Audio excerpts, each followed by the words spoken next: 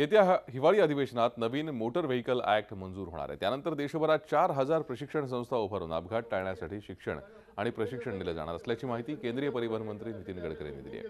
नाशिकमध्ये children's traffic पार्कमधील लायब्ररीचं त्यांनी उद्घाटन केलं। देशात दरवर्षी 5 लाख अपघात होतात, त्यापैकी 1.5 लाख जणांचा मृत्यू होतो।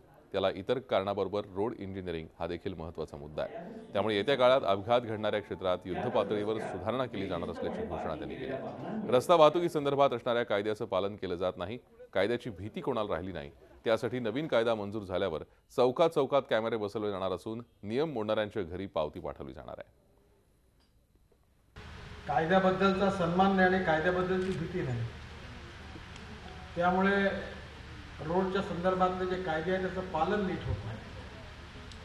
त्यामुळे इंटेलिजंट ट्रॅफिक सिस्टम ही आता आपल्या देशात आपण नवीन कायदा येत्या अधिवेशनात मंजूर होईल असा मला विश्वास आहे, मोटर व्हेकल ऍक्ट, आणि त्याच्यामुळे स्वाभाविकपणे अनेक सुधारणा होतील।